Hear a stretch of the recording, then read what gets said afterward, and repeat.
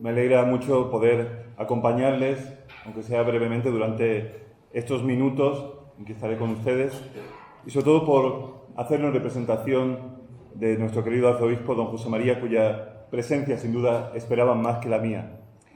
Pero lamentablemente él no ha podido hacerse presente por algunos compromisos, no puede estar con nosotros, pero sí que les envía su cordial saludo, su bendición y sobre todo expresar a través suya el profundo agradecimiento por la organización de este ciclo de conferencias y sobre todo porque hayan elegido esta casa para clausurarlas. Sin duda, todo este ciclo de conferencias ha sido una oportunidad extraordinaria para reflexionar sobre el distributismo, una propuesta económica que busca la justa distribución de la propiedad y los medios de producción, promoviendo una sociedad más equitativa y humana. Este ideal, defendido por pensadores como Chesterton e Hilaire Belloc, nos invita a reconsiderar nuestras estructuras económicas y sociales para centrarlas en la dignidad de la persona y del bien común.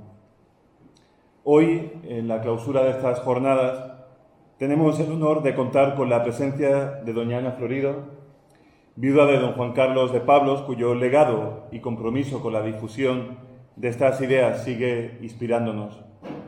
Ella será la encargada de presentar al ponente que impartirá esta última conferencia que va a clausurar este ciclo. Así que, sin más preámbulos, cedo la palabra a doña Ana, agradeciéndole de antemano su intervención y su participación en este evento. Que estas jornadas nos impulsen a seguir trabajando por una sociedad más justa y más solidaria, guiados por estos principios del distributismo y también del Evangelio. Finalmente, siento, como os decía, no poder quedarme con vosotros para escuchar esta interesante conferencia, cuyo contenido será sin duda enriquecedor para todos.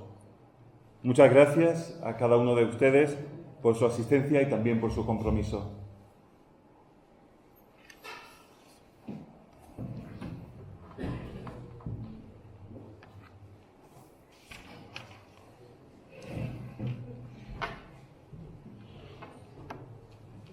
Buenas tardes a todos. En nombre del Club Chesterton de Granada, quiero expresar mi agradecimiento por vuestra presencia hoy aquí, en estas jornadas convocadas en conmemoración del que fue el fundador del Club Chesterton, Juan Carlos de Pablos, por ser este el 10º aniversario de su fallecimiento. Vuestro interés y participación pues, son fundamentales para el éxito de este evento y estamos encantados de contar con todos vosotros. Agradecemos, por supuesto, que nos deje a la curia, al señor arzobispo, que no ha podido venir, que nos dejen este espacio tan magnífico que hace posible nuestro encuentro. Y ahora paso a presentar a Alfonso Díaz Vera, que es nuestro conferenciante, quien compartirá con nosotros su valiosa experiencia en relación con el distributismo. Alfonso Díaz Vera es economista y funcionario con 25 años de carrera profesional de experiencia en la administración pública. Es autor de una tesis doctoral sobre Hilaire y Belloc, que fue la primera ha sido la primera realizada en el ámbito de la economía. Realizó su tesis doctoral en la Universidad Rey Juan Carlos de Madrid y la finalizó en el año 2020. La tesis obtuvo el premio extraordinario de la universidad y dio lugar a 2 libros en inglés y en español, publicada en editorial académicas del Reino Unido y de España, y además de otras publicaciones como capítulos de libros monográficos y artículos. Actualmente es investigador asociado del Instituto de Investigaciones Económicas y Sociales de la Universidad Francisco de Vitoria de Madrid y es miembro de los grupos de investigación Proyecciones del Pensamiento Escolástico Español en Gran Bretaña y Terceras Vías Económicas. Y nada más, te doy paso para explicar. Sí, pues, muchas gracias, Ana, y bueno, buenas tardes a todos. ¿Se oye? Sí, un poco más. ¿Se oye? Sí. No, decía que muchas gracias a Ana y al Club Chesterton por haberme invitado, y es un honor estar aquí. Gracias también al Arzobispo de Granada por acogernos. ¿Me oís? ¿Me acerco un poco más? Ahora sí. Y bueno, y a todos por estar aquí. Nada, es un honor estar aquí en por el motivo del homenaje y por todas otras razones. Y igual debe ser mejor aquí. Mejor. Voy a cambiarme. Sí. Parece que hay que acercarse mucho. Sí, ¿mejor ahora? Sí, mucho mejor. Vale, mejor sí. Esta es que muy cerca. Entonces, bueno, simplemente esto, agradecer a todos vuestra presencia. Y bueno, debo reconocer en primer lugar que no soy un gran orador y además tiendo a hablar muy deprisa. Me gusta más escribir que hablar. Entonces, si en cualquier momento veis que me embalo o cualquier cosa, pues por supuesto, una cosa que queréis preguntar, pues con toda libertad me paráis y incidimos en el tema. Y simplemente comentar eso, que mi motivación para estar aquí es un poco, siempre desde antes de hacer la tesis doctoral, que ha comentado Ana, he estado en iniciativas para hacer un club Chesterton como el de Granada, pero en Madrid, en Toledo, en los 10 sitios donde he vivido, y yo creo que el club Chesterton de Granada ha tenido bastante éxito, ha juntado un grupo de amigos, y esa era también un poco nuestra motivación. Hemos estado siempre intentando, desde el subtismo, darle un poco, pues reuniones, intentar hacer reuniones, páginas web, darle un poco de visibilidad para gente que pueda estar interesada, recursos, pero no hemos tenido tanto éxito. Y eso fue lo que me llevó a mí un poco a meterme más en el mundo académico. Hice un máster en Humanidades en la Francisco de Vitoria, que el director es Salvador Antuñano, seguramente los que estén interesados en el ejecutismo sabrán quién es. Y luego después pues, fui a hacer la tesis doctoral en la Universidad Rey Juan Carlos sobre Belloc, porque me parecía que era necesario de alguna manera, es una tesis sobre economía, ¿no? Que estos autores están muy estudiados en filosofía, en humanidades, y está muy bien, y son realmente, es donde se les puede estudiar de una manera más sesuda, pero en economía faltaban de alguna manera estudios que metiesen su pensamiento en el diálogo académico. Como sabéis, la universidad es un mundo bastante complejo, entonces tú no puedes hacer ahí lo que quisieses, lo que tú quieras, no puedes escribir lo que quieras. La forma que encontré de hacer una tesis sobre Belloc fue hacer una tesis sobre Belloc y la imposibilidad del socialismo, que es un diálogo académico que se da en economía, donde históricamente, desde el principio del siglo XX, bueno, ha habido autores que han discutido si el socialismo es posible o no. Entonces yo intentaba meter a Belloc con sus argumentos en ese diálogo. Y bueno, esa es un poco la motivación de mi tesis. Voy a pasar. Voy a dar en primer lugar algunas notas muy breves sobre Belloc. Tres notas simplemente, tres notas biográficas. No voy a explicar la biografía completa porque nos llevaría mucho tiempo, pero sí tres notas que son muy importantes porque nos van a definir al personaje, ¿no? La primera es que era de origen francés y católico. Su padre era francés, él nació en Francia en 1870, pero al poco de nacer se tuvo que trasladar murió su padre y luego se tuvo que trasladar a Inglaterra, donde se crió. O sea, realmente era inglés, aunque de origen francés, y además en una época, en la Inglaterra victoriana, al final del 19, en la cual tanto ser francés como ser católico eran, por así decirlo, dos características muy negativas. Era una sociedad muy cerrada y ambas características pues le hicieron estar en un entorno hostil, lo cual derivó en una personalidad combativa, ¿no? Con un carácter fuerte y combativo. Era un gran orador, fue presidente de la Oxford Union, una sociedad de debate de Oxford. Para ser presidente pues tienes que ser elegido el mejor en los debates. En fin, tenía era un personaje con una personalidad bastante fuerte. Pero luego su lado católico pues seguramente le supuso en su vida bastantes contratiempos, bastantes inconvenientes, pero siempre se sintió orgulloso y hay bastantes anécdotas. Por ejemplo, cuando terminó la carrera, estudió historia, no economista, estudió historia en Balliol College, en Oxford, y aprobó con honores y quería hacer doctorado, pero para hacer doctorado hacía falta entrar en un colegio, en el All Souls College, y había un examen de ingreso. Entonces en el examen llevó una estampa de la Virgen María. Pues claro, siempre se dice, algunos biógrafos dicen que fue causa de que no lo aprobara. O por ejemplo, cuando se presentó a las elecciones, sus oponentes le acusaban, del Partido Conservador, sobre todo por los liberales, le acusaban de ser francés y católico, particularmente católico. Entonces él en ese momento cogió un rosario y dijo algo así como: pues si ustedes no me van a votar porque soy católico, entonces gracias a Dios por no ser elegido su representante. O sea, y le elegieron representante de ese distrito. O sea que realmente él su catolicismo siempre lo llevó a gala y es un dato biográfico importante, ¿no? O esa actitud combativa que daba ese origen, bueno, ese catolicismo y ese origen francés en un ambiente tan contrario a esas dos características. Luego es muy destacable, más aquí en el Club Chesterton, la amistad con los hermanos Chesterton, ¿no?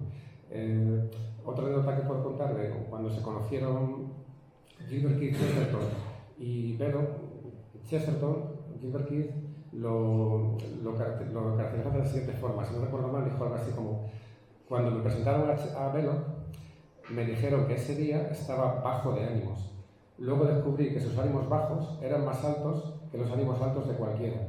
O sea, realmente era una persona que impactaba conocerle, que era un gran orador, y entonces Belloc y Chesterton hicieron amistad, sobre todo los dos eran un poco en torno al Partido Liberal de aquella época, eran contrarios a la guerra de los Boers, contrarios a la política imperial de Gran Bretaña, y eso les unió bastante. También se unió mucho a la hermana de Gilbert Keith, a Cecil Chesterton, con el cual coeditaron, se fueron alternando la edición, la revista The Weekly Review, que la iban editando antes de la Primera Guerra Mundial, y ahí fue donde empezó a escribir el tipo de artículos que darían lugar al Estado Servil, que es su obra más destacada, como veremos. Sin embargo, sí que pasa una cuestión con Belloc, es que es mucho menos conocida que Chesterton, porque Chesterton es agradable de leer, tiene un sentido de humor, tiene paradojas, o sea, es un estilo que es más fácil de leer y es un personaje, como personaje público, menos controvertido, más presentable, por así decirlo, hoy en día, en tanto que Belloc es más complejo de leer y su estilo es un poco más agrio. Entonces, con el tiempo, si bien en su momento Belloc fue muy importante, pues su figura ha ido decayendo y ahora mismo no es tan conocido como Chesterton, por supuesto. Y luego, un resultado de la tesis es el punto 3, propósito de su obra.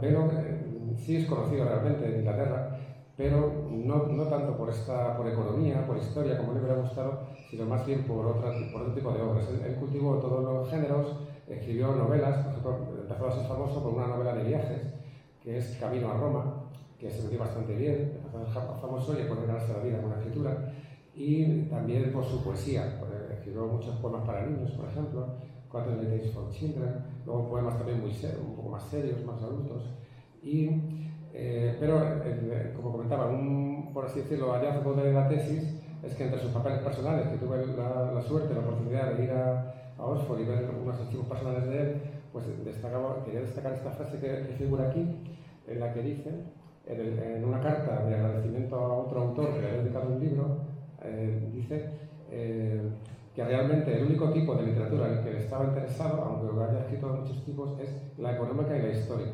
O sea que realmente sus trabajos serios, por así decirlo, sus trabajos sobre economía y sobre historia, eran el propósito de su actividad como escritor, siendo el resto de trabajos por los cuales hoy han recordado, pues una forma más bien de ganarse la vida, ¿no? Y en ese sentido quería contar también una anécdota, que estando en Oxford tuve la oportunidad de presentar una ponencia sobre mis investigaciones en el Balliol College, que es el alma mater de Belloc, y al final de la ponencia pues se acercó un señor mayor del Reino Unido que me comentaba que se sabía, empezaba a traer un poco poemas de Chesterton que le contaba a su madre cuando era niño, porque escribió poemas para niños, pero decía, pero yo no sabía que Belloc tenía trabajos serios, ¿no? O sea, que tenía trabajos sobre ensayos y demás. Él pensaba que solamente había escrito poemas para niños, ¿no? O sea, quiero decir que es un autor que es muy desconocido, y lo poquito que es conocido es por otras cosas ajenas a la economía y a la historia, que es lo que a él realmente le interesaba, ¿no? Esa es la idea. Voy a destacar muy brevemente, para que no sea muy aburrido, 3 fuentes del pensamiento económico de Belloc. La primera, son fuentes a veces incluso contradictorias, ¿no? La primera es la tradición liberal. Hay un libro que se centraba un poco en esta cuestión, el libro de John P. McCarthy, que trataba este tema, y el primer Belloc, el Belloc que se forma en Oxford, que está allí en círculos intelectuales, estaba asociado al Partido Liberal, y realmente en esa época él era admirador, paradójicamente, para lo que fue pues, su producción, de personajes, por ejemplo, históricos de la Revolución Francesa, ¿no? Pues de Marat, de Robespierre, y al mismo tiempo bebía, por así decirlo, de la tradición de los liberales radicales ingleses, de los liberales radicales que, en oposición a Burke y otros autores conservadores, pues estaban más bien del lado de la revolución, del lado de la libertad individual, una así más individualista. Eso al principio de su trayectoria, ¿no? Y entre sus héroes, por así decirlo, estaban personajes como Bright, Foss o Cobden o Cobbett, personajes muy variados, pero que hoy en día son reconocidos como liberales, por así decirlo, del siglo XIX. Pero al mismo tiempo, como hemos comentado antes, el catolicismo era seguramente la característica más importante de nuestro autor. Al mismo tiempo, la fuente que yo considero que es más importante es lo que hemos denominado pensamiento católico, ¿no? Entonces, como decíamos, la principal motivación para escribir que tenía Belloc era hacer ensayos serios sobre economía e historia. Esta motivación, de alguna manera, responde al llamamiento que realiza León XIII en la encíclica Rerum Novarum de 1891.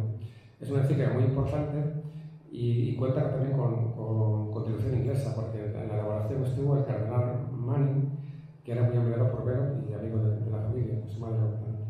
Este llamamiento de Rerum Novarum iba destinado a que los católicos idearan formas o soluciones a los problemas económicos de aquel tiempo.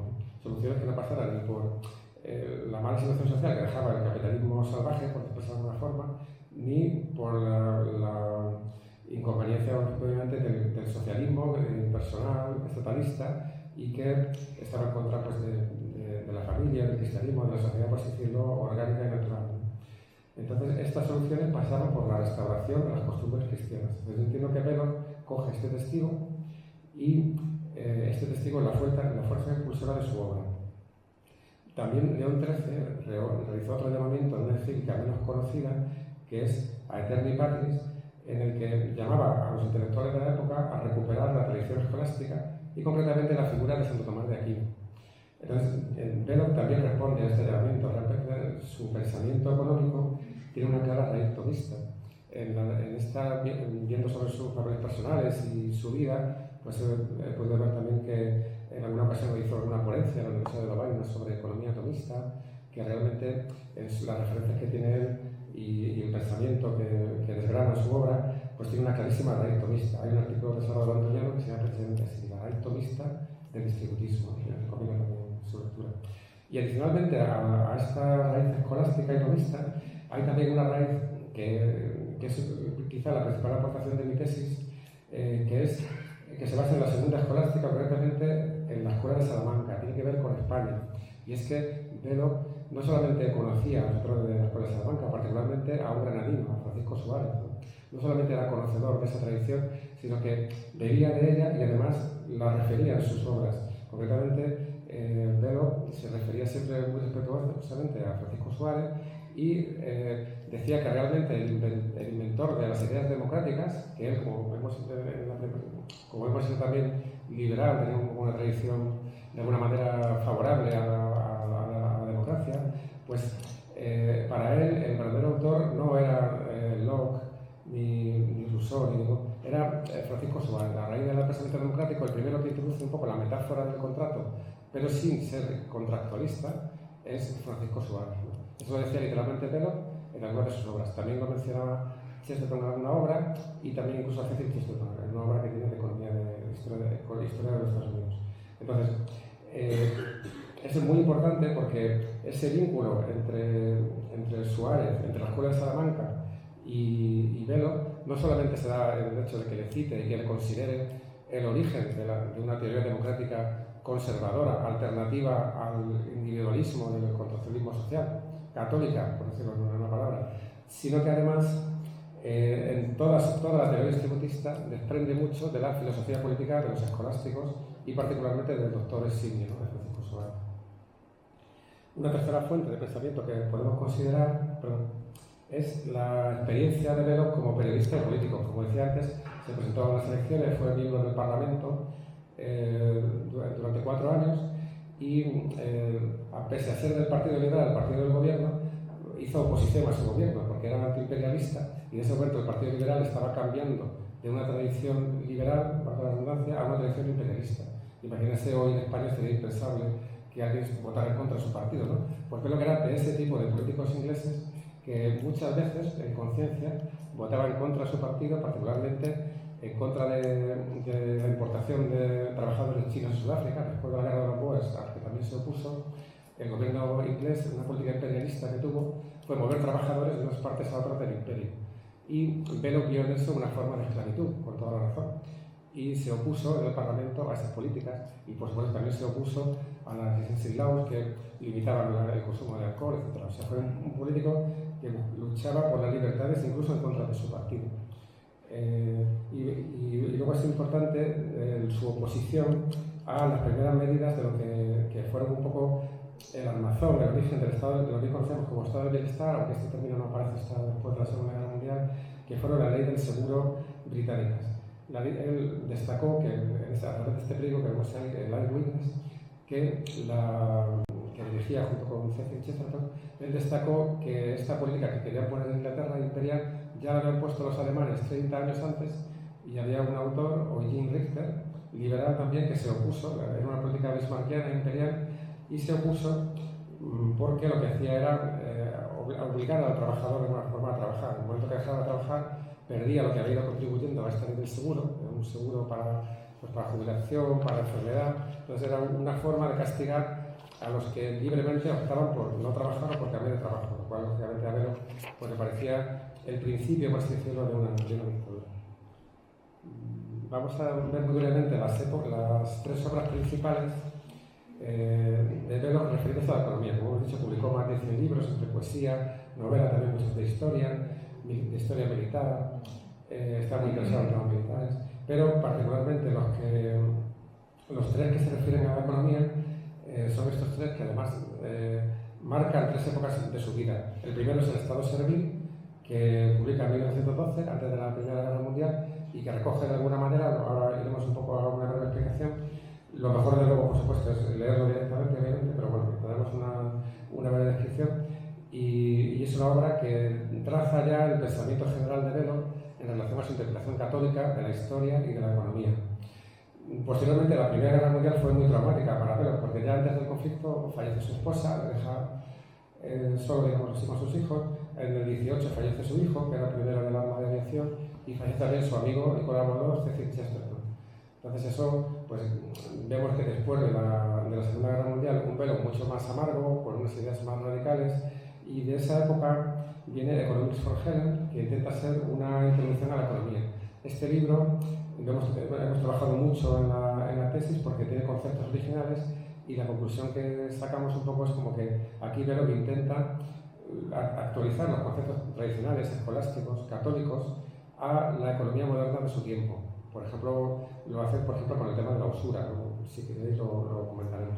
Y por último, destacamos un ensayo sobre la restauración de la propiedad de 1936, ya es una época totalmente distinta, ya ha pasado el crack del 29, la enorme crisis mundial que se produjo a partir de ese crack y la Gran Depresión, y eso produjo la pérdida de prestigio de las democracias y el auge de las ideas totalitaristas, tanto comunistas como fascistas, del nazismo en Alemania, etc.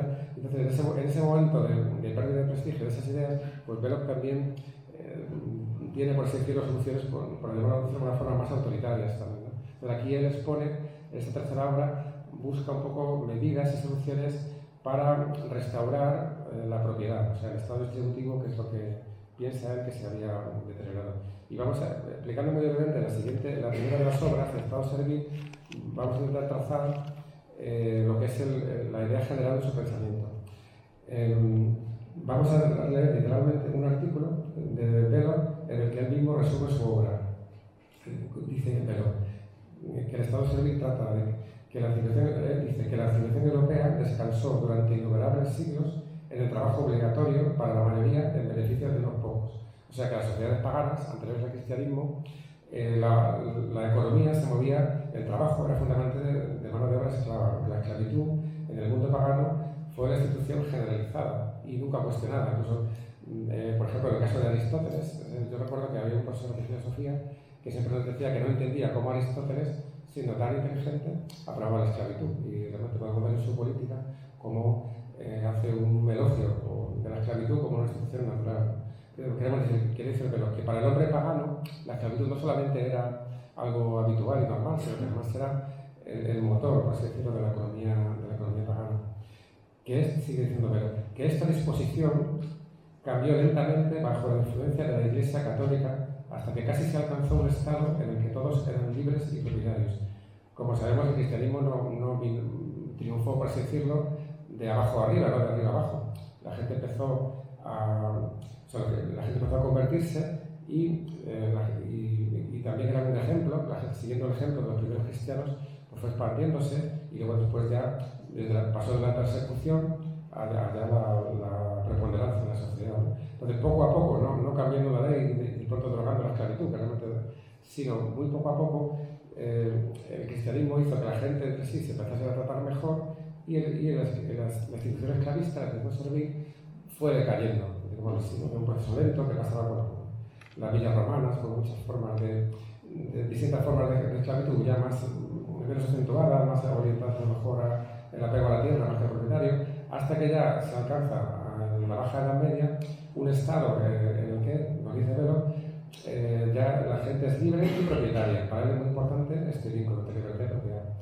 El cristianismo, entonces, lo que dice es donde el catolicismo se perdió, vamos al siguiente paso, luego el catolicismo donde se pierde, como en el norte de Europa y en Inglaterra, retornarían las condiciones serviles, es decir, la reforma en Inglaterra o el cisma de la Iglesia anglicana trajo como consecuencia la concentración de la propiedad de la tierra, ¿no? Que era el principal factor de producción en esa época en muy pocas manos.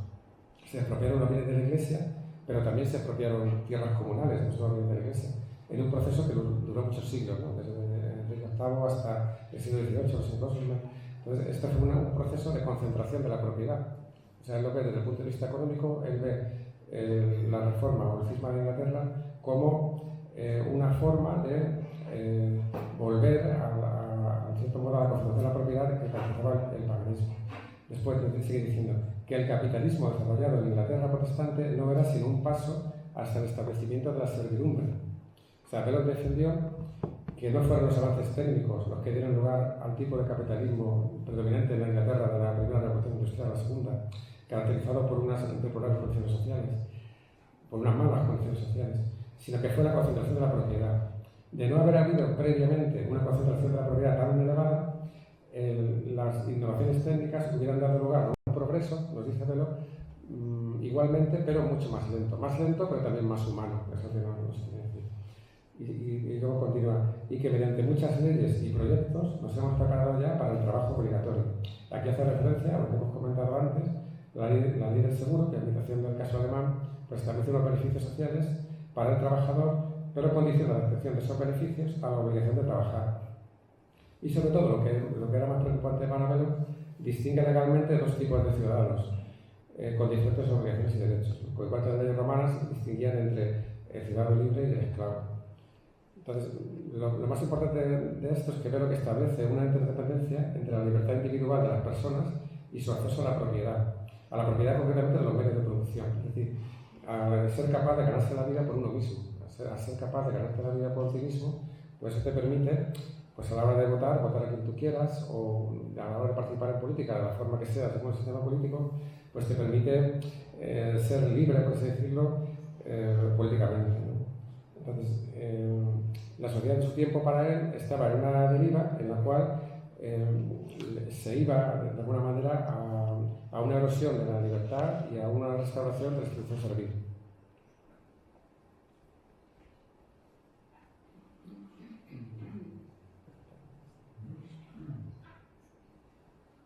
Vamos a pasar a este, el que explicamos el segundo de los libros, Economics for Helen, de 1924, que, como decíamos, es un libro que intenta, de alguna forma, dar una supuesta persona, una chica llamada Helen, hipotética, interesada en aprender economía, pues intenta darle unas lecciones básicas sobre economía. Entonces, esto, que intenta ser un libro pedagógico sobre qué es la economía, digámoslo así, pues de esa forma podemos caracterizar muy bien cuáles son las ideas de Velo, porque nos da pues, todo lo que necesitamos, desde una definición suya de economía hasta todas las cuestiones sobre el capital, el tipo de interés, etc. Lo explica a su manera y eso dio lugar a una fuerte reacción entre el mundo académico de su época. Hay concretamente dos recensiones en revistas académicas. La primera, de Rossignol, en 1975, en The American Economic Review, una revista muy prestigiosa, todavía sigue siendo prestigiosa en el mundo de la economía, es más bien positiva. Lo único que le echa cara más a Velo es en la cuestión de la usura, ¿no? Porque Belloc seguía hablando de usura, él mismo lo reconocía, decía que hablar de usura te hace que te cuenten entre aquellos que todavía piensan que la Tierra es plana, ¿no? Pues así pasó, que al hablar en su libro Economics for Heaven de la usura, pues inmediatamente, simplemente el hecho de mencionar la palabra, pues ya era anatema, ¿no? y le trajo críticas muy negativas. Pero su concepto de usura hay que decir que era muy avanzado, que era muy parecido también a la segunda escolástica, a la Escuela de Salamanca española, en el sentido de que él no entendía como usura cargar interés por cualquier préstamo, de cualquier tipo, sino por un préstamo que no fuera productivo. O sea, él veía que un préstamo que fuera para una inversión productiva, que luego pudiera generar suficiente rendimiento para pagar ese préstamo, no constituía usura. Este concepto es muy parecido al de Adam Smith, también manejó la palabra en una época lógicamente anterior.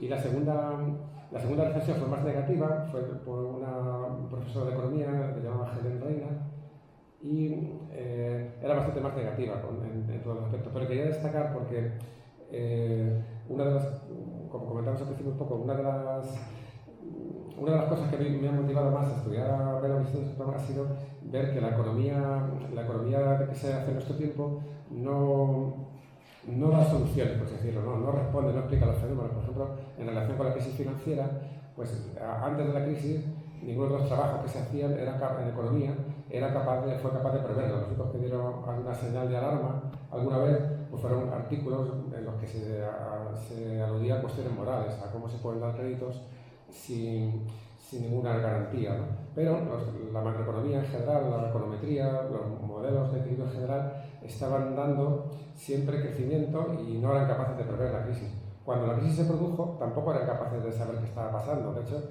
desde ese mundo de la macroeconomía se dieron a veces soluciones disparatadas por autores muy importantes, muy conocidos, como por ejemplo, algunos decían pues, que como había menos crédito, pues que había que crear un banco público que diera crédito. En fin, soluciones disparatadas y no se supo tampoco actuar. Incluso hoy en día tampoco se sabe interpretar bien aquello. Desde esa economía, como digo, académica, tampoco se sabe exactamente qué pasó. Se hacen modelos, se hacen regresiones y se buscan explicaciones, pero no acaba de haber una interpretación, por así decirlo, definitiva. Y fíjense cómo Belloc, en aquel momento, en 1924, decía lo siguiente.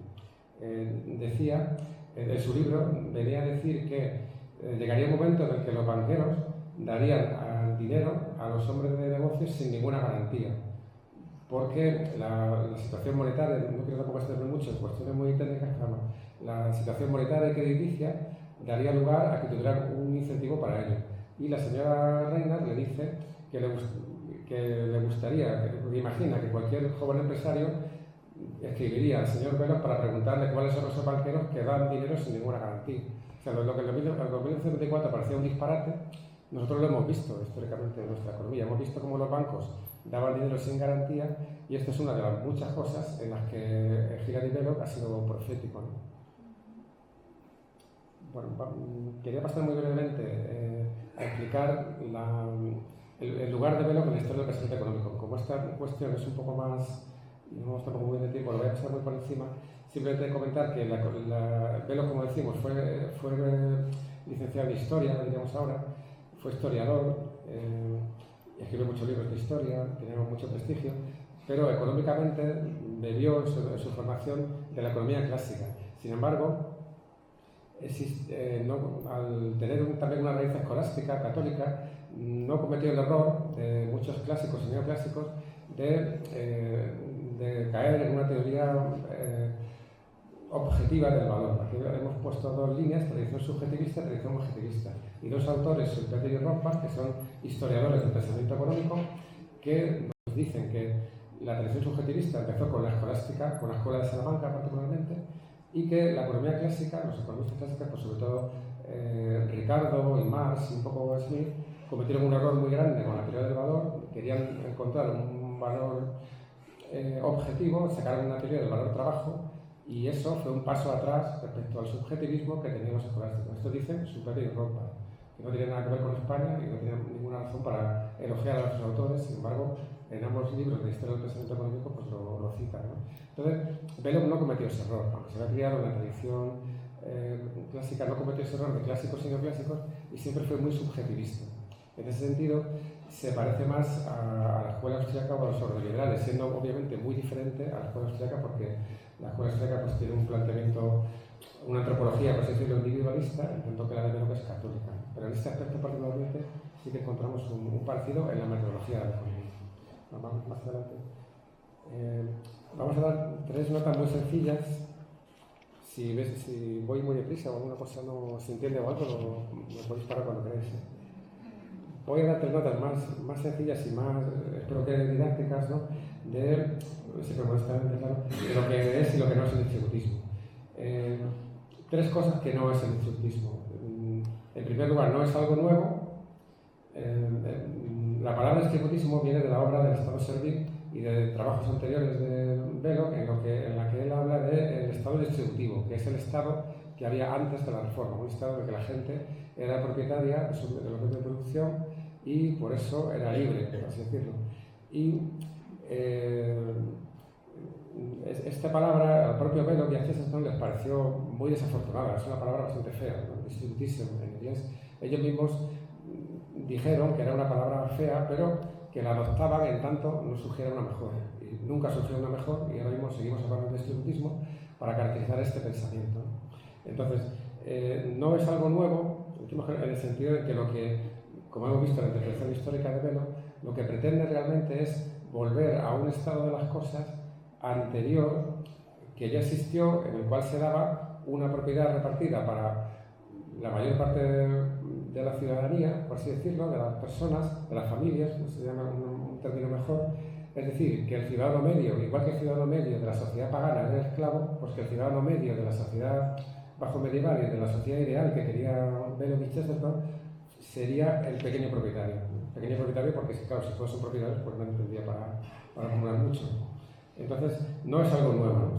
Una primera nota del distributismo es que no es una cosa nueva. Una segunda nota es que no es un ismo. No es un ismo, nos referimos a que no es una ideología, ¿no? Las ideologías, Erich Vogel dijo un concepto muy importante que triunfó bastante en su época, que las ideologías son religiones políticas. Las ideologías, al final, no solamente son políticas, sino que, como se ve, pues, como el comunismo, pues al final constituyen auténticas religiones, en el sentido de que son sistemas completos, son sistemas filosóficos totales, y cuando surge un error nunca se echa la culpa a la ideología, siempre hay dogmas, ¿no? La ideología es un dogma y se echa la culpa pues a lo que era que pasaba por allí, ¿no? Realmente. Entonces el distributismo en ese sentido no es una ideología, sino que ya tiene su propia religión, que es el catolicismo, detrás, y no viene con términos absolutos, no viene con grandes soluciones, por así decirlo, con grandes dogmas, sino que lo que intenta hacer es una economía natural de las familias como Belo dice que era antes del advenimiento de la Reforma Protestante y de la Revolución Industrial, etc. Entonces, y una tercera característica es que no configura un sistema completo. Claro, por su propia esencia, no es un ismo, como hemos dicho, no es un sistema completo directamente aplicable, sino más bien un marco de referencia que destaca interrelaciones entre las cuestiones económicas, políticas, jurídicas, humanas, que no suelen ser consideradas en el ámbito de la economía. En economía se habla mucho de renta, de riqueza, pero no se habla de propiedad. No se estudia generalmente lo que hizo Belo, ¿no? La relación que puede haber entre que la propiedad esté más o menos concentrada y el rendimiento de la economía. O sea, si la economía va mejor o peor en función de si la propiedad está más o menos concentrada. Esto pues no se estudia y esto es lo que estudió Belo, ¿no? Pero también, por ejemplo, la importancia económica de los valores morales, la relación entre la libertad y el acceso a la propiedad, como hemos comentado, o las ventajas de que una parte importante de la población, con su empresarialidad, digamos, participe en la ordenación de los asuntos económicos, ¿no? Una economía, digamos así, descentralizada, entonces está bajo el principio de subsidiariedad. Entonces, esas tres notas rápidas serían que no es algo nuevo, no es un ismo y no configura un sistema completo. Y 3 cosas que sí es el distributismo, como hemos comentado, es católico, y de raíz católica, el Rerum Novarum, en el pensamiento tomista, en el pensamiento de la Escuela de Salamanca, y nuestros autores, lógicamente, que también son católicos, ¿no? Entonces, esto es fundamental. No se quiere decir que todo el mundo tenga que ser católico en una sociedad ideal, pero sí que la raíz, la antropología que hay detrás, pues es la antropología católica, ¿no? Una antropología de un mundo caído, no una antropología estilo Rousseau, que da lugar luego a ideologías que buscar hacer un mundo perfecto, ¿no? Aquí no se busca un mundo perfecto, sino un mundo que, teniendo en cuenta las limitaciones humanas, sea lo más habitable posible. Entendemos que es explicativo, como hemos comentado antes, porque la teoría económica pues no tiene en cuenta estos aspectos que ha dicho Velo, e introducirlos entendemos que daría bastante beneficio. Y luego porque Velo, como hemos dicho, ha sido profético.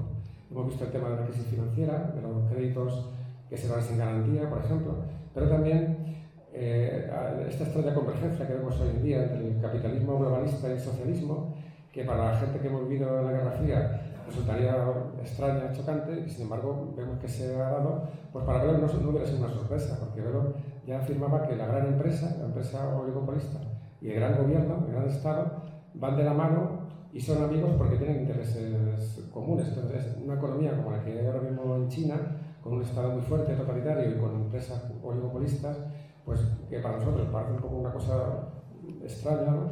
Pues para él era una consecuencia lógica del hecho de que la propiedad no esté distribuida y que no haya libertad política. Y por último decimos que sea aplicable, iremos más adelante sobre algunas aplicaciones, pero ¿por qué es aplicable? Pues simplemente por lo que hemos comentado antes, porque no es un sistema completo. Al no configurar un sistema completo, sino más bien unos patrones generales que en función de la antropología y de la filosofía política funcionan, por así decirlo, en la economía, no constituye ni pretende ser un sistema completo, por tanto, se puede aplicar a pequeña y a gran escala. Después, si queréis, podemos hablar y discutir sobre esto. Voy a pasar más rápido sobre este tema, que es la imposibilidad del socialismo. El tema de la imposibilidad del socialismo se basa en lo que es el concepto del capital, ¿no? Sin entrar en muchas profundidades, el error que hemos visto antes de los economistas objetivistas, de los economistas clásicos y neoclásicos, es pensar que el capital lo constituyen los bienes, las máquinas a sí mismos, y realmente, las máquinas o la acumulación de bienes de consumo que haces para tus trabajadores mientras están montando, por así decirlo, una fábrica, un bien de capital, todo eso es lo que de manera clásica se concibe como capital. Pero para verlo que el capital tiene un sentido subjetivo. No es cuantificable y es subjetivo porque el capital implica un plan. O sea, el capital existe en la medida en que una persona tiene un plan para invertir.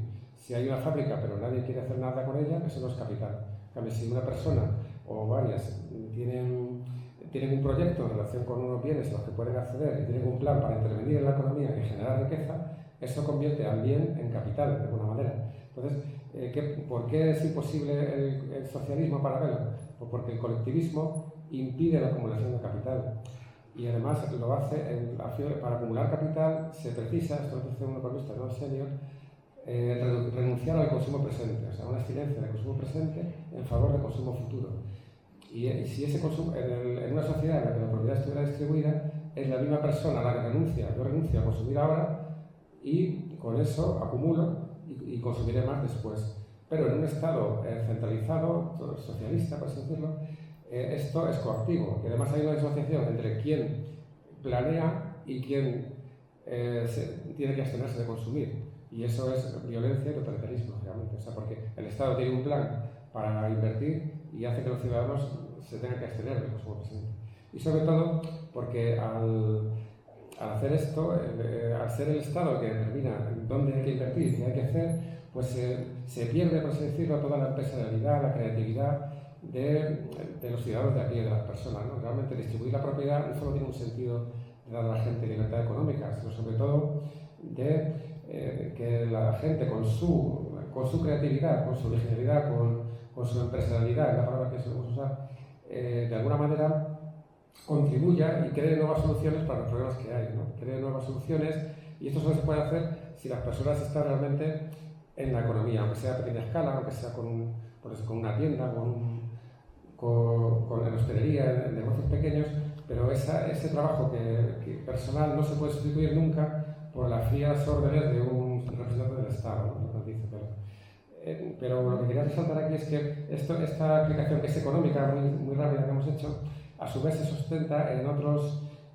ámbitos que son superiores o más generales de la economía. Particularmente, si el colectivismo impide la acumulación de capital, esto tiene una base en la filosofía política, y esta base es que ningún gobierno puede sustituir la acción de las personas libres. O sea, el gobierno puede dar órdenes, pero no puede entrar en todos los detalles en los que cada persona puede entrar y puede aportar su creatividad, como he dicho. Pero al mismo tiempo esto tiene un componente ético, y es que el comportamiento moral que se precisaría en un régimen como el socialista no está al alcance de las personas. Belloc decía precisamente que son los menos dotados moralmente los que ascienden en política. Por lo tanto, justo sería un caso de selección negativa como se ve en el mundo, ¿no? Y luego esto a su vez tiene una base antropológica, y es que el deseo de libertad personal y de acumular riqueza que el socialismo prohíbe no puede ser eliminado por ningún régimen. Entonces, claro, esto crea pues, un gran descontento, ¿no?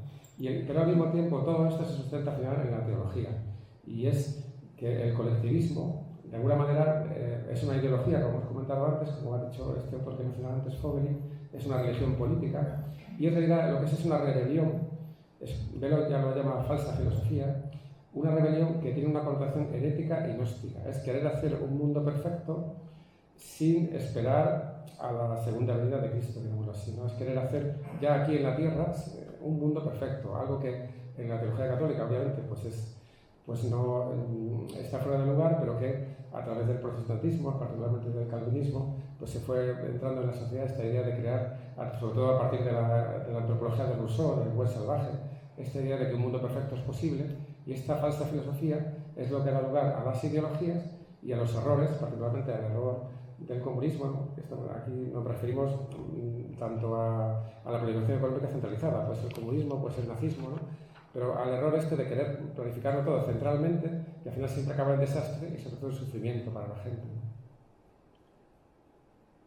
Entonces vamos, por eso ya lo hemos comentado, como vamos un poco más de tiempo y sería mejor tiempo para preguntas y demás, yo creo que más interesante, vamos a ver simplemente una última diapositiva sobre 4 aplicaciones del distributismo a problemas actuales, ¿no? Para un poco también para animar a lo mejor preguntas posibles y demás, porque claro, podemos pensar esto del distributismo vale muy bien, mucha teoría, mucha filosofía política, mucha antropología, pero luego al final ¿en qué se sustenta, ¿no? Y esta es una cuestión que hay muchas opiniones, por supuesto la mía es singularmente mía y no tiene por qué ser compartida, pero yo pienso que es importante, hay muchos autores que están trabajando en aplicaciones concretas. Por ejemplo, en el tema de la vivienda, pues ya en estas mismas jornadas, en la primera ponencia, tuvimos a Sergio Aznar, catedrático, que nos habló de soluciones distributistas para la vivienda. Y este es un aspecto, aunque Belloc se refería a propiedad de los medios de producción, pero también Chesterton hablaba de que cada persona debería ser propietaria, cada familia debería ser propietaria de la casa en la que vive, y realmente con todos los experimentos que ha habido, un poco también socialistas, de alquiler, la gente de 20-30, no tendrás nada, serás feliz, no hace falta tener casa, todas estas cosas ideales, como no son más que ideología al final, y parten de una antropología equivocada, parten de una falsa filosofía, como dice Chesterton, y como dice Belloc, pues nos llevan a que haya un problema, y todas las soluciones para la vivienda, como decimos, deben pasar, como está trabajando el profesor Aznar y otras personas en la academia, deben pasar porque las personas tengan propiedad, porque además de tener propiedad, pues de alguna manera te corresponsabilizas, cuidas mejor, como dice también René Navarro, cuidas mejor aquello que es tuyo. En fin, es como una especie, como decíamos antes, no te da el distributismo una solución concreta, pero sí un principio general que se puede aplicar para buscar soluciones. Entonces, esto, por ejemplo, lo han aplicado en la práctica gobiernos, no digo que se hayan basado en Belloc, ¿no? Pero, por ejemplo, Margaret Thatcher o José María Aznar, en los 80 y 90 respectivamente, pues muchas viviendas que había sociales, por ejemplo, de funcionarios públicos, de militares, pues las sacaron al mercado y los mismos inquilinos se convirtieron en propietarios por un bajo precio, y el Estado se ahorró muchísimo dinero en mantenimiento de viviendas y demás, ¿no? Entonces esta es una posible vía de aplicación. Otra aplicación es el desarrollo económico. Aquí tenemos un autor que seguramente conoceréis, que es Friedrich Schumacher, que fue uno de los primeros autores que trabajó en la economía verde y en la economía del desarrollo de países del tercer mundo, y que aplicó directamente, basándose en Chesterton, Belloc y otros autores, ideas de este tipo. Tiene un libro muy famoso que es Lo pequeño es hermoso, y detrás está pues, el principio de subsidiariedad, que es hablar de distributismo y de principio de subsidiariedad, pues es prácticamente lo mismo, ¿no? Entonces, Él se hizo católico, se convirtió al catolicismo, al mismo tiempo que iba descubriendo que estas cosas funcionaban. Y este es un enfoque para el desarrollo económico que puede ser muy interesante. El enfoque de lo pequeño, el enfoque del fomento de las pymes, fomento de la empresarialidad, intentar que en esos territorios, primero que haya un orden, como dicen los economistas ordoliberales, muchos de los cuales también conocen a Belloc, a Chesterton, que haya un orden en la economía, que sea posible realizar transacciones con seguridad, que haya seguridad personal, que ahí se puedan hacer contratos, que la gente cumpla su palabra en los contratos, o sea, lo que es un sistema jurídico y social que permita que la economía se desarrolle, y luego sobre eso, pues fomentar o no desincentivar con tantos impuestos y demás, pues al autónomo, a la pequeña y mediana empresa, ¿no? Y esto se puede aplicar también a problemas como la España vaciada, como decimos ahora, ¿no? Un problema territorial muy grande, porque la gente, visto la falta de oportunidades, pues deja los pueblos y las ciudades medianas en muchos lugares, y bueno, también es un campo en el que también se puede investigar sobre este principio de pequeña empresa y de propiedad familiar de la empresa. Que por otro lado es algo que hemos vivido todos en España tradicionalmente, siempre se decía en economía. Yo he oído comentar que el fallo, por así decirlo, entre comillas, de la economía española era que había muchas empresas pequeñas y no había grandes empresas. Yo creo que eso más que un fallo es una fortaleza, pero bueno, es una cuestión interpretativa, luego si queréis podemos. Y un tercer caso es la regulación industrial. En regulación industrial pues habría que fomentar no estar tanto del lado del oligopolio, como le pasa muchas veces al Estado, pero ya habló de eso, de la connivencia entre el gran Estado y la gran empresa, sino intentar hacer una legislación que vaya más hacia fomentar la diversidad, fomentar lo pequeño, como decimos. Y, por ejemplo, en el caso particular de la cerveza, la industria de la cerveza, pues ha pasado históricamente. Hay un autor que se llama Joseph Pearce, que escribió un libro que es Lo pequeño sigue siendo hermoso, un poco continuación del libro de su imagen, y hablaba del caso de la cerveza en Inglaterra, como en un momento dado, en el año 80, también pasó en España, muy pocas empresas compraron a las empresas pequeñas de ciudades pequeñas, las absorbieron, retiraron su cerveza y empezaron a vender una cerveza más barata pero más estándar, y se perdieron sabores y cervezas, en Inglaterra las típicas ale tradicionales.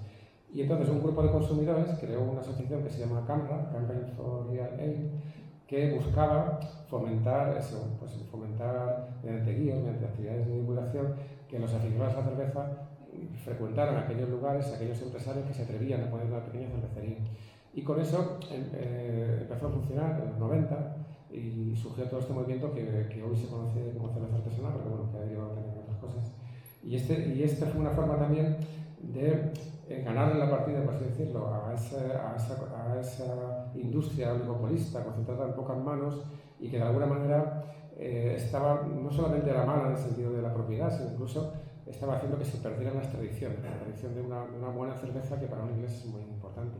Pero si venimos a España, que también pasó esto en los años 60, que muchas fábricas pequeñas se cerraron, también tenemos un caso concreto, y es que ya en pleno boom de las cervezas artesanas se sacó una legislación en la que se definía la cerveza artesana no en función del tamaño de la empresa, sino en función del método de producción. Entonces, ¿qué pasó? Que las grandes empresas oligopolistas de cerveza empezaron a sacar cervezas artesanas, entre comillas, que hacían de grandes fábricas, con procedimientos estándar, y sobre todo que esto les permitió comprar y absorber a las pequeñas, muchas veces también para cerrarlas, otras veces para controlar que no crezcan mucho, porque por ejemplo en Estados Unidos sí que pasó que una empresa artesana pequeña, las Samuel Adams de Boston, empezó a crecer tanto que ya llegó a ser más grande incluso que las tradicionales oligopolistas, ¿no? Pues para que no pasara eso en España, el regulador sacó una ley en la cual definía la cerveza artesana, como digo, en función de la forma de producirla, cuando lo correcto para haber fomentado en términos tributistas una verdadera explosión de la cerveza artesana y un surgimiento de fábricas nuevas hubiera sido haberla definido y protegido en función del tamaño de la empresa, de tal manera que las empresas pequeñas hubieran estado protegidas frente a la competencia de las oligopolísticas. Como veis, la regulación industrial es también un sector donde se puede hacer mucho con estas ideas, ¿no? Sobre este principio se puede hacer bastante.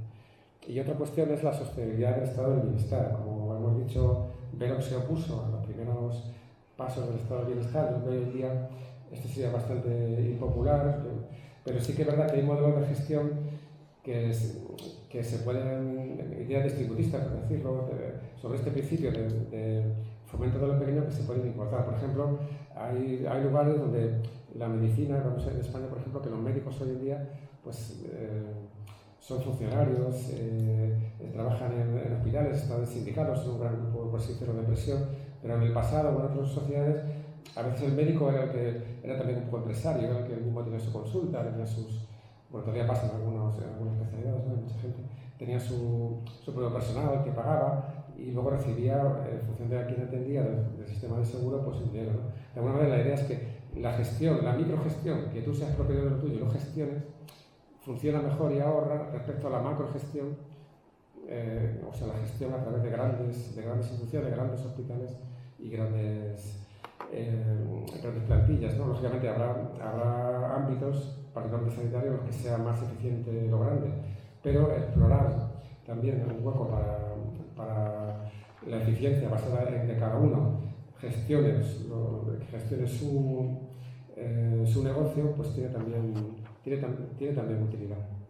Ya por último, damos unas breves conclusiones de la tesis, por así decirlo. En general podemos decir que la capacidad predictiva y explicativa de las teorías de Velo, junto con Chesterton, que son inseparables, apuntada por algunos autores de la economía, como Hayek, Wilhelm Röpke, economistas famosos que elogiaron a Velo, está fundamentada sobre un pensamiento económico que es original y que está fundamentado en bases teóricas sólidas y posee las siguientes características destacables, ¿no? Una fuerte influencia del escolasticismo, como decimos, muy importante, la segunda escolástica, la Escuela de Salamanca, el escolasticismo español y particularmente Francisco Suárez, cuyos conceptos trató de actualizar a la economía de su época, y esa actualización de alguna manera se puede traer también a la nuestra, ¿no? Es un trabajo también que está por hacer. El subjetivismo metodológico, que le hace superior metodológicamente a escuelas como los clásicos o los neoclásicos, el rechazo al contractualismo social, esto es muy importante, lo que hemos comentado antes, pero que es un autor fundamental para un pensamiento conservador que quiera basarse no en una visión de la sociedad contractualista, en una visión individualista en la que existe solamente sociedad y Estado, sino en una sociedad orgánica en la que existen familias, municipios, parroquias, en fin, en una sociedad en la que natural, por así decirlo, una sociedad en la que, bajo el principio de solidaridad, pues cada uno de esos ámbitos se gestiona al más bajo nivel posible. Eso es una forma de sociedad alternativa al planteamiento que tenemos individualista y que deriva del contractualismo social. Tiene una teoría económica, como hemos visto, compleja y holística en el sentido de que lo que hemos visto de los niveles, ¿no? que de alguna manera enlaza la economía, no la ve aisladamente, sino que la ve en un marco de pensamiento más general, que en última instancia desemboca en la teología, y tiene capacidad explicativa y predictiva, como hemos comentado también, y por último, es aplicable, puesto que su solución al disruptivo no configura un sistema completo y por tanto pensamos que en una escala mayor o menor, como hemos comentado, pues nos resulta aplicable, que es quizá lo que más interesante, porque estamos ya a lo mejor cansados de tanto estudio teórico, incluido este mío, sobre distributivo, pero muchas veces lo que la gente dice es ¿y qué se puede hacer con esto? Pues aquí pensamos a partir de este trabajo que se pueden hacer cosas y bueno, esa es una tarea por hacer. Pues muchas gracias por su atención.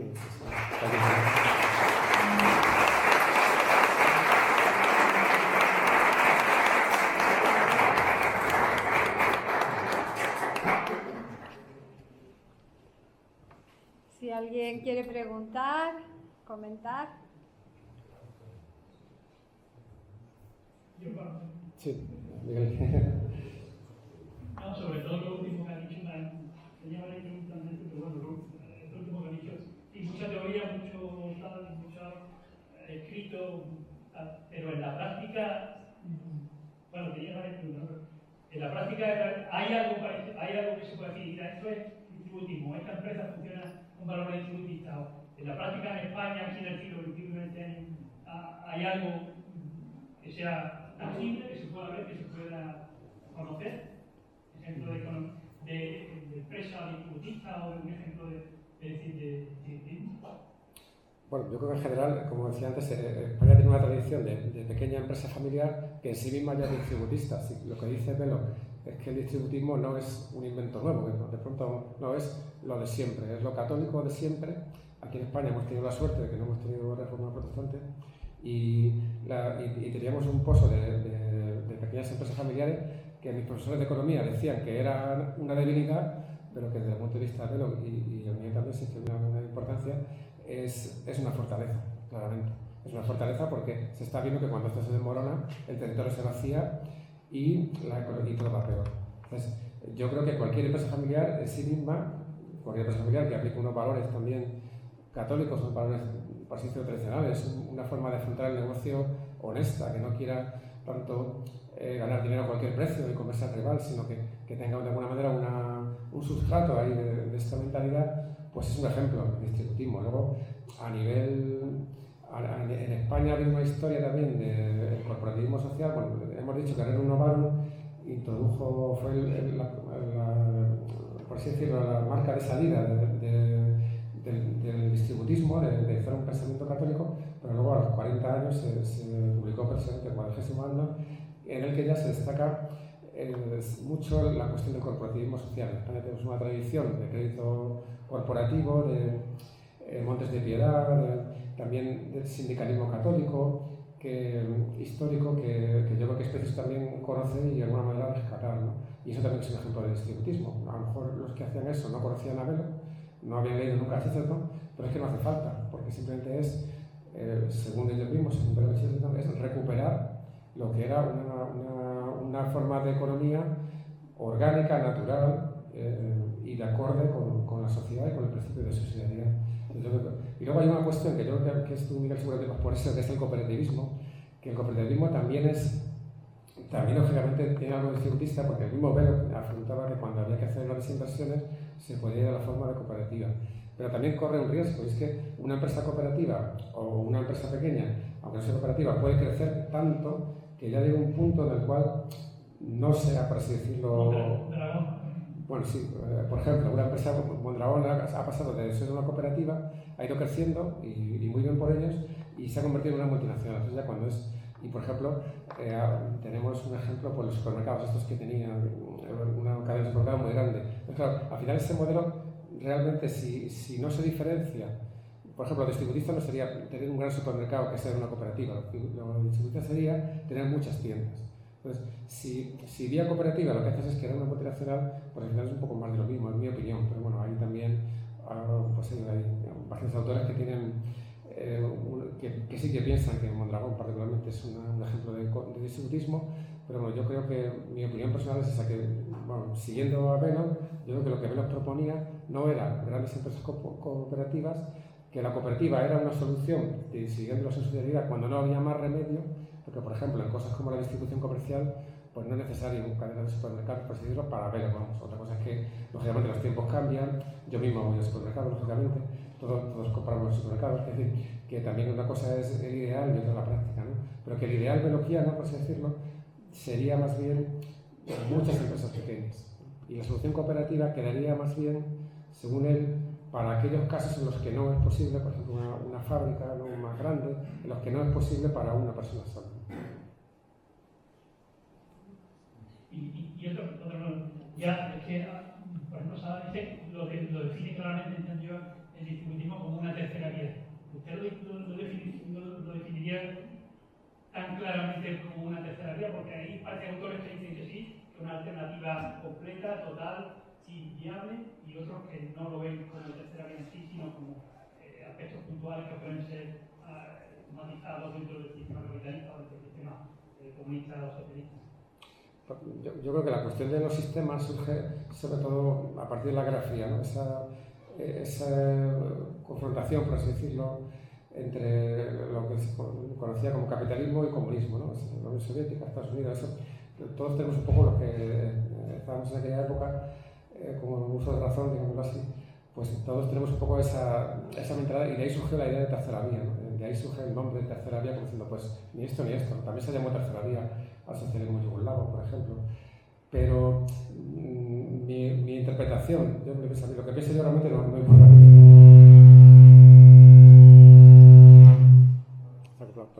se ha acoplado. Lo que ¿se oye ahora? Ah, no. ¿Se oye? Ah, sí, sí. Perdón. Quiere decir que realmente yo interpreto de Velo, que no es que yo piense que eso da igual, ¿no? Pero es que yo interpreto de lo que he trabajado sobre Velo, de sus obras, yo interpreto que lo que él propone, de hecho en su cuento pasó, que mucha gente le criticaba por eso, decía, ¿y ustedes los distributistas qué harían con las minas, por ejemplo? Claro, lo que él contestaba entonces, Chesterton y Velo, y lo que está en su pensamiento, es que lo que ellos proponen son más bien principios generales, que no hay un sistema, por así decirlo, un sistema distributista como totalmente definido, o por lo menos yo creo que va un poco en contra de lo que, porque si estamos diciendo que haya subsidiariedad, que cada uno se gestione al nivel más bajo, ¿qué sentido tiene un gran Estado que todo lo controle, ¿no? Y si hay un Estado que controle el paso a ese tipo de sociedad, también ese Estado, igual que el Estado comunista, tendría incentivos, puesto que los hombres, puesto que estamos en un punto caído, que la gente tiende al pecado y al egoísmo, y es natural, no hay que asustarse de ello, ¿no? Pues entonces ese Estado, una vez que ha concentrado los bienes para repartirlos, tendría incentivos para no repartirlos. Por tanto, yo creo que en ese sentido lo que yo quiero decir que para Velo no es lo mismo, o sea, no es un sistema completo, perdón, no es un sistema completo, sino más bien un principio de solución que se basa en la economía tradicional. Yo creo que hay que ir un poco más allá, a lo mejor la economía es el mundo de las leyes económicas, los mercados, todo esto, yo creo que no es, como dice Hayek, un orden espontáneo, es un orden creado. Si el hecho de que todos confluyamos en un mercado es bueno para todos, yo creo que también, en mi opinión personal, es que eso es porque Dios así lo quiere. Pero ¿qué hay que hacer? Pues como todas las cosas creadas, para que funcione bien, hay que actuar con principios morales, como la familia. La familia es algo natural. Pero ¿cuándo funciona la familia? Cuando la mujer y el marido se entregan a los hijos y son acordes, su mentalidad, su ethos, por así decirlo, su ética, es acorde con el objetivo de la naturaleza de la institución. Pues lo mismo pasa con la economía y con la empresa, que de alguna manera funciona, por así decirlo, funciona bien cuando los que se implican pues están un poco, cuando no hay una armonía entre la mentalidad de las personas, de las empresas, y eso al final crea también armonía pues, en los mercados. Entonces yo creo que esto es un poco lo que nos quiere decir Chesterton y Velo, y ese es el sentido en el cual la subsidiariedad no crea, por así decirlo, un sistema, sino que libera a la economía de sistemas que se le ponen encima y que lo que hacen es imponer el oligopolio, como hemos visto en un caso de tema industrial, y favorecer a unos oligopolistas, favorecer los intereses del que está en el mando. O sea, porque al final la base del pensamiento de Velo es que eso no funciona porque debajo hay una falsa filosofía, una falsa antropología. Los hombres son egoístas y todo ese poder que acumulan lo van a acabar usando pues, para su propio interés. Sí. Sí, hola, buenas tardes. Yo solo quería preguntar cómo encajaría el distributismo en la nueva fase que está por venir con las nuevas tecnologías de inteligencia artificial. Si usted cree que puede ir más a favorecer una mayor concentración de capital. Me estoy refiriendo pues, a la sustitución de la fuerza de trabajo y la fuerza de trabajo por las máquinas y la inteligencia artificial. ¿Cómo podría encajar? Iríamos hacia más distributismo porque cada persona tendría su propia tecnología en su casa, fabricaría sus propios bienes, o sería más una concentración hacia grandes multinacionales que tendrían el poder económico para adquirir esas nuevas tecnologías y lo demás. Sí. Muchas gracias. Sí, pues sería una pregunta muy interesante. Yo creo que el precedente que tenemos, la inteligencia artificial realmente está por ver. Yo soy un poco escéptico también, pero bueno, es una opinión personal. Pero está por ver, pero el precedente que tenemos más cercano es Internet. Antes de que surgiera Internet, primero, poca gente podía imaginar que surgiera algo así y luego las utilidades que iba a tener, ¿no? Y en el caso de Internet, pues es un poco ambivalente, porque sí que es verdad que Internet ha sido bueno para las grandes empresas, para los grandes negocios, pero también a pequeña escala a mucha gente le ha permitido, hablamos por ejemplo de la cerveza artesanal, ¿no? Pues a través de Internet mucha gente ha podido tener información sobre métodos de producción. También a través de Internet se conoce a Chesterton y a Velo, en muchos casos. O sea que al final, como toda innovación, tiene dos caras. Yo creo que en el caso de la inteligencia artificial no me atrevo a pronunciarme porque es una cosa muy nueva y yo particularmente no creo que pueda, más allá de de hacer un trabajo de clase y de contestarte al teléfono y cosas así, no soy capaz, me falta a lo mejor formación para ver qué más puede hacer por nosotros, pero sí que es verdad que siendo algo nuevo, pues nos sorprenderá, como todas las cosas nuevas, como pasa por Internet, pero yo creo que llegando al procedimiento de Internet, se podrá, como pasó por Internet, se podrá seguramente también sacarle un lado positivo y servir para que la pequeña empresa, que tiene muchísimos inconvenientes, muchas trabas legales, muchos problemas, pues aquí hay la tecnología, en la medida en que esté extendida y accesible a todos, pues puede ser una ayuda. Sí.